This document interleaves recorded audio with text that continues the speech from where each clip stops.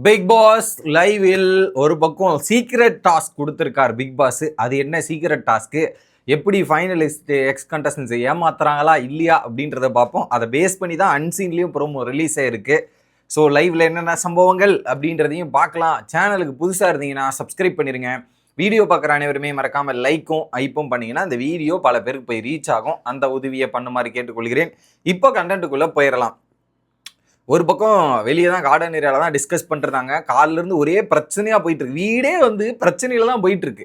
உடனே big pass 6 ஃபைனலிஸ்ட்டும் வாங்க confession ரூம்ன்றத கூப்பிட்றாரு. ஓகே, என்ன எப்படி இருக்கீங்க எல்லாம் ஓகேவா அப்படின்னும் போது என்ன பிக் பாஸ் அப்படின்ற மாதிரி அவங்க ஒரு மாதிரி அந்த ரியாக்ஷன்லேயே தெரியும்ல, அதே ஒரு சைலண்டாக தான் இருந்தாங்க. ரியாக்ஷன் சரியில்லை. ஓகே, உடனே நீங்கள் நல்லா இருக்கீங்களா அப்படின்னு கேட்கும்போது சில சமயம் நான் நல்லா இருக்கேன், சில சமயம் நான் நல்லா இல்லை, உங்களை பார்க்கும்போது தான் அந்த ஒரு ஃபீலுமே வருது அப்படின்றத பிக் பாஸ் சொல்லிட்டார்.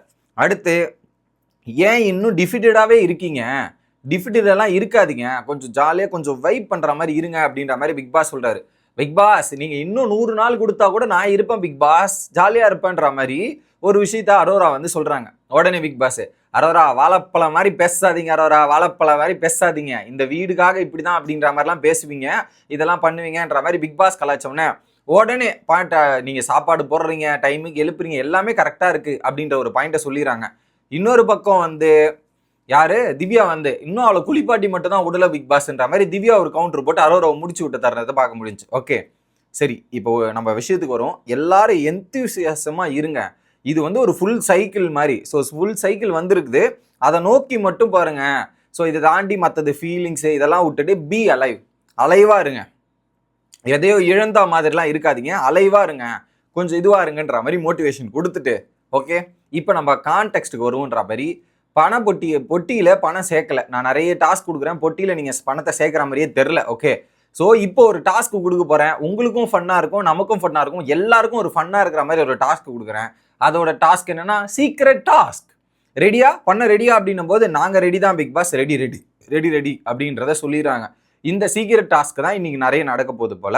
அதில் 1 lakh, இந்த முதல் டாஸ்க்கை கம்ப்ளீட் பண்ணால் 1 lakh உங்களுக்கு வெற்றிகரமாக செஞ்சு முடிச்சிங்களா 1 lakh வரும் அப்படின்றத சொல்லிடுறாங்க. ஓகே, இப்போ ஸ்டோர் ரூமில் ஒரு முன்னாள் போட்டியாளர் வரப்போகிறாங்க. என்ன முன்னாள் போட்டியாளர்னா கிமி தான் வீட்டுக்குள்ளே வரப்போகிறாங்க. ஸோ அவங்கள ஹவுஸுக்குள்ளே நான் சொல்கிற வரையும் ஒழிச்சு வைக்கணும். அப்படி ஹவுஸுக்குள்ளே நான் சொல்கிற வரையும் ஒழிச்சு மறைச்சு வைக்கணும். அது மற்ற எக்ஸ் கண்டஸ்டன்ஸ் கண்ணில் படக்கூடாது. ஸ்டோர் ரூமில் கிமி வருவாங்க, கிமியை கடத்துகிறோம், ஒழிச்சு வைக்கிறோம், மிரட்டுவோம் பார்த்தீங்களா, கடத்திட்டோம் காசை கொடு அப்படின்ற மாதிரி தான் இது இருக்குது. கடத்தி வச்சுட்டோம், 1 லட்ச ரூபா எப்போ கொடுப்பேன் அப்படின்ற மாதிரி பிக் பாஸை கேட்கணும் போல இவங்க மறைச்சு வைக்கணும். ஆனால் அந்த மறைச்சு வைக்கிற டைமிங் பிக் பாஸோட நிமிடங்களாக இருக்கலாம், பல மணி நேரங்களாக இருக்கலாம், எது வேணாலும் இருக்கலாம். இவங்களை எடுத்துகிட்டு போய் ஹைட் பண்ணி வைக்கிறாங்க இல்லையா. ஸோ ஒரு 30 நிமிஷத்தில் பிக் பாஸ் சொல்லும் போது ரிவீல் பண்ணால் போதும், இல்லை 2 மணி நேரம் கழிச்சு பிக் பாஸ் சொல்லும் போது ரிவீல் பண்ணால் போதுன்ற மாதிரி இருக்குது. இதுவும் எங்கே தெரியுமா காப்பி அடிச்சிருக்காங்க, இப்போ தான் போய் செக் பண்ணேன், மலையாளத்தோட காப்பி தான். என்னடா இது, ஒரு டாஸ்க்கு கூட உருப்படியாக பண்ண மாட்டீங்கன்னா, மலையாளத்தில் இதே தான் நடந்திருக்குது. அவங்க பாத்ரூமில் ஒழிச்சு வச்சுருந்துருக்காங்க போல, அதை அங்கே ஒரு மாதிரி தேடி இருக்காங்க. இங்கேயும் இதை ஒழிச்சு வைக்கணுன்ற மாதிரி திட்டம் போட்டோன்னா அங்கே ஏகப்பட்ட கன்ஃபியூஷன் ரூமில் ஒரே சத்தமாக இருந்து. இதில் குறிப்பாக அவங்களும் ஒத்துழைக்கணும், உங்களோட சீக்ரெட் டாஸ்க்கு வர அந்த நபரும் ஒத்துழைக்கணும். ஸோ இது 6 பேர், இந்த ஃபைனலிஸ்ட் 6 பேரை தாண்டி வேறு யாருக்கும் தெரியக்கூடாதுன்ற மாதிரி முயற்சி பண்ணுங்கன்ற மாதிரி சொல்லிட்டார். டிஸ்கஷனுக்கு வேணா டைம் எடுத்துங்கன்னு சொல்லி முடிச்ச உடனே அங்கேயே அந்த கன்ஃபெஷன் ரூம்லேயே சில பல எல்லாரும் ஒரு ஐடியா பண்ணணுன்ற மாதிரி மாற்றி டிஸ்கஷன் போது அப்போதான் திவ்யா ஒரு சூப்பரான ஐடியாவை கொடுக்குறாங்க. என்னன்னா, இப்போ நம்ம வெளியே போனால் எல்லாரும் நம்ம ஏன் வெளியே போனோன்றதை கேட்பாங்க. எப்படி வெளியே போனால் ஏன் வெளியே என்ன கூப்பிட்டாங்க ஏது கேட்டான்னு கேட்பாங்க. அப்போ என்ன பண்ணலான்னா, பணப்பொட்டியை டைமிங் கொடுத்துட்டாங்க, பணப்பொட்டியை டைமிங்குள்ளே எடுக்கணும் அப்படின்ற மாதிரி சொல்லிடலாம், அப்படின்றதுக்கு பிளான் பண்ணிடுவோன்ற மாதிரி பிளான் பண்ணுறாங்க. அப்படி பணப்பொட்டியை டைமிங்கே எடுக்கணும், அதுக்கு டெட் டைமிங் வந்துருச்சுன்றதை யோசிச்சு எடுங்க அப்படின்ற ஒரு விஷயத்த சொல்கிறாங்க. அப்புறம் அந்த டைமில் எல்லாரையும் கார்டன் ஏரியா கூப்பிட்டுட்டு நம்ம போயிட்டு அங்கே ஸ்டோர் ரூமில் இருக்கிற நபரை எடுத்துகிட்டு போய் ஒழிச்சு வச்சிடலாம், அங்கே போயிட்டு ஒரு சின்ன சண்டை சலசலப்பு உண்டாக்கலாம் அப்படின்ற மாதிரி பண்ணுறாங்க.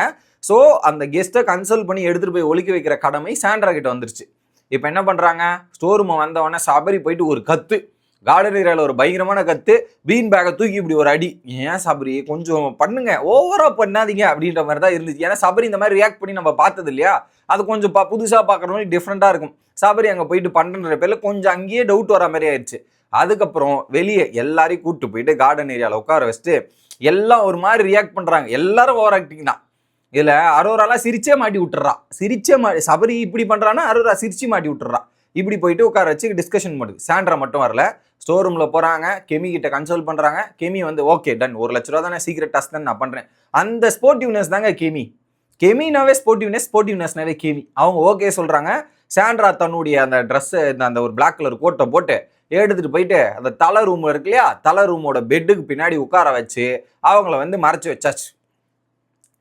வெளியே வந்தவொடனே என்ன பண்றாங்க, எங்க எல்லாரும் இருக்கும், சாண்ட்ரா மட்டும் இதுவா, சாண்ட்ராவை கூப்பிடுங்க, அவங்களுக்கு பணப்பொட்டியும் கொடுத்துடணும், டைட்டிலும் கொடுத்துடணும், எல்லாத்தையும் கொடுத்துட்டு வந்துடணுமா, இதுங்க ரொம்ப அநியாயமெல்லாம் இருக்குங்கன்ற மாதிரி வியானா அந்த இடத்துலயுமே ஒரு டாஸ்க்ல கூட வன்மத்தை கொட்டணும்ன்றத வியானா ரொம்ப தெளிவா இருக்காங்க.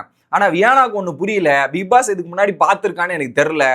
ஸோ தொடர்ந்து பிக் பாஸ்ல இப்படி தொடர்ந்து இந்த ஃபினாலே வீக்லாம் வரும்போது நம்ம போய் வன்மத்தை கொட்டினா, நம்ம இந்த சோசியல் மீடியாவில் இருக்கிற ஆடியன்ஸ் வேணா யாரை சாண்ட்ராவை இப்படி நினைக்கலாம். ஆனால் வெளியே டோட்டலாக வந்து 1 ஹவர்லாம் பார்க்கும்போது பாவமாக போய் ப்ரொஜெக்ட் ஆகும், அவங்களுக்கு சிம்பத்தி கூட தான் கிரியேட் ஆகும். அந்த ஒரு பேசிக் காமன் சென்ஸ் கூட இல்லாததான் வியானா பண்ணுறாங்களோ அப்படின்ற ஒரு ஃபீல் இருக்குது நமக்கு. வியானாவோ வந்திருக்கோங்க, இது நடக்குதா. அடுத்து என்ன பண்ணுறாங்க, வெளியே போன அனைத்து இதுவும் அங்கே கியாஸ் நடக்குது, என்னென்ன பிரச்சனைகள்லாம் எல்லாம் ஓவர் ரியாக்ட் பண்ணிட்டு சொல்கிறாங்க. இன்னைக்கு நைட்டுக்குள்ளே பணப்பொட்டி எடுத்துகிட்டு ஃபைனலிஸ்ட் யாராவது ஒருத்தர் வெளியே போனோமா, பிக் பாஸ் இந்த டாஸ்க்கை சீரியஸாக எடுத்துக்கல, இதெல்லாம் எடுத்துக்கலன்ற மாதிரி பிக் பாஸ் இன்ஸ்ட்ரக்ஷன் பண்ணுறாரு, இதெல்லாம் பண்ணுறாருன்னு சொல்லிட்டு இருக்காங்க. அப்பயே என்ன சொல்கிறாங்க, ஒரு பக்கம் வியானாவும் ரம்யாவும் பிராங்க் போல இருக்கே, பிராங்காக தான் இருக்கும்ன்ற மாதிரி அவங்க கண்டுபிடிச்சிட்டு இருக்காங்க இந்த இடத்துல, பிராங்க்ன்ட்டு. அப்புறம் பார்த்தீங்கன்னா ஒவ்வொருத்தரும் வந்து யாரு விக்ரம்லாம் வந்து நான் எதுக்காக இந்த பணப்பட்டி எடுக்க மாட்டேன்ற மாதிரி அவர் ஒரு விளக்கு கொடுக்குறாரு. ஃபர்ஸ்ட் எடுக்கணும்னு ஐடியாவில் இருந்தேன், பட் ஒரு பாயிண்ட்ல ஆடியன்ஸோட பர்ஸ்பெக்டிவ்னு ஒருத்தர் சொன்னாங்க, எனக்காக ஓட்டு போட்ட ஆடியன்ஸை நான் விட்டு கொடுக்க முடியாது, என்னைக்கா இருந்தாலும் ஆடியன்ஸ் கூட தான் இருப்பேன், ஆடியன்ஸ் என்னை வெளியே அனுப்புறா நான் போறேன் அப்படின்ற பர்ஸ்பெக்டிவ் எனக்கு மாறிடுச்சுன்றதையும், வியானா வந்ததுக்காக நான் எடுக்கிறேன்ற ஒரு கிளாரிஃபிகேஷனுமே அந்த இடத்துல கொடுத்து முடிச்சிட்டார். வியானா வந்து எடுக்க முயற்சி பண்ற மாதிரி சில விஷயங்களை அது கிளாரிஃபிகேஷன் கொடுத்து முடிச்சிட்டாரு. வினோத் போயிட்டு எனக்கும் இந்த கேமில் வந்து ஆடியன்ஸ் மூலிமா தான் வந்திருக்கேன், எனக்கு ஓட்டு போட்டிருக்காங்க, காப்பாற்றிருக்காங்க, என்டர்டெயின்மெண்ட் பல ரீதியில் நான் பண்ணியிருக்கேன், எனக்கு அது மட்டும் இல்லாமல் எனக்கு ஒரு வீடுக்கு ரொம்ப யூஸ்ஃபுல்லாக இருக்கும், அதனால் நான் எடுக்க மாட்டேன், நான் ஃபைனலிஸ்ட் போகிறேன்ற மாதிரி வினோத்.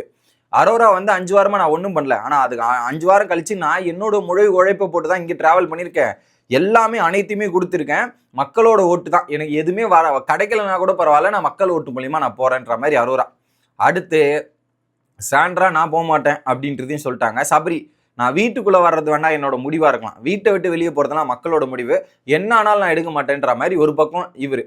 அடுத்து என்ன பண்ணுறாங்க, திவ்யா வந்து சொல்லிட்டாங்க நான்லாம் எடுக்க மாட்டேங்க, என்ன ஆனாலும் மக்கள் முடிவை நான் பார்த்துக்கிறேன், எல்லாத்தையும் ஹேண்டில் பண்ணிக்கிறேன், ஒன்றுமே பண்ண முடியாதுன்ற மாதிரி இவங்களும் சொல்லிட்டாங்க. வைல்ட் கார்டு வந்தாலும் நான் இருப்பேங்க அப்படின்னு சொல்லி முடிச்சுட்டு போகும்போது அங்கே விக்ரமுக்கும் திவ்யாவுக்கும் ஒரு ஃபைட் வரா மாதிரி ஃபைட் ஆகிட்டு கோச்சிக்கிட்டு போகிறாங்க. இன்னொரு பக்கம் ரம்யா என்ன சொல்லிடுறாங்க, பணப்பொட்டி உங்களோட விருப்பங்க, நீங்கள் எல்லாரும் சேர்ந்து ஒரு முடிவு பண்ணி எடுத்துங்க, நாங்கள் ஏங்க சொல்லணும் அப்படின்ற மாதிரி அங்கே ஒரு சீரியஸ் டிஸ்கஷன் போயிட்டு இருக்கு. இதுதான் தற்போதைய லைவ்ல நடக்கும் சம்பவங்கள். Bye guys.